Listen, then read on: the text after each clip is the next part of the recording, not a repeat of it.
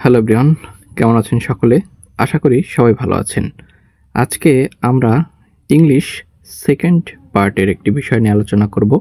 খুবই গুরুত্বপূর্ণ টেন্স সম্পর্কিত একটি বিষয় আলোচনা করব। পাস্ট পারফেক্ট কন্টিনিউয়াস টেন্স, পুরাঘটিত ঘটমান বর্তমান। এখানে এই যে বিষয়টি রয়েছে, আমরা এর গঠন প্রণালী থেকে শুরু করে উদাহরণ সকল কিছু আপনাদেরকে দেখানোর চেষ্টা করব টোটালি। তো অবশ্যই প্রত্যেকের কাছে রিকোয়েস্ট করব আজকের এই ভিডিওটি সবাই প্রথম থেকে শেষ পর্যন্ত দেখবেন। তো এখানে আপনারা দেখতে পাচ্ছেন পাস্ট পারফেক্ট কন্টিনিউয়াস টেন্স, পুরাঘটিত ঘটমান বর্তমান। অতীতকালে একটি কাজ অপর কাজের আগে হতেছিল বা চলতেছিল এরূপ বোঝালে ভার্বের পাস্ট পারফেক্ট কন্টিনিউয়াস টেন্স হয়। তবে তার সাথে এ কথাটি মনে রাখতে হবে যে পাস্ট পারফেক্ট এর কাজটি হয়েছিল এবং পাস্ট পারফেক্ট কন্টিনিউয়াস এর কাজটি হচ্ছিল বা হতেছিল। তাছাড়া বিফোর পাস্ট পারফেক্ট টেন্স এর দেখতে পাচ্ছেন অনুরূপ বসবে।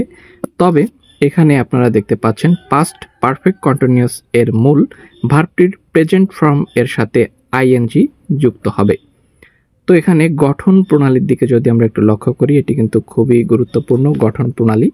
দেখতে পাচ্ছেন কর্তা অর্থাৎ সাবজেক্ট পর হ্যাড বিন বসাতে হয় এবং তারপর মূল ভার্বের সাথে আইএনজি যোগ করতে হয়, অর্থাৎ subject plus had been plus verb plus ING plus object plus extension বা বাকি অংশ। যেমন আমরা যদি একটু আপনাদেরকে উদাহরণ দেখানোর চেষ্টা করি, তো এখানে দেখতে পাচ্ছেন you had been playing football before you read a book. বই পড়ার পূর্বে তুমি বল খেলতেছিলে, অথবা you had been playing football before I meet you. আমি দেখা করার আগে তুমি বল খেলতেছিলে।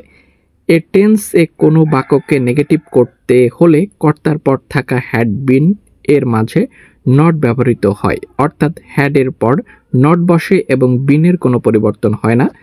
যেমন he had been working here, he had not been working here. ঠিক আছে, এখানে বিস্তারিত সকল তথ্য রয়েছে। আমরা অন্য কোনো ভিডিওতে এ বিষয়ে আরও বিস্তারিতভাবে আলোচনা করব এবং টেন্সের অন্যান্য বিষয় নিয়ে আলোচনা করব। তো আশা করছি আপনারা চ্যানেলটিকে সবাই সাবস্ক্রাইব করে রাখবেন। ধন্যবাদ।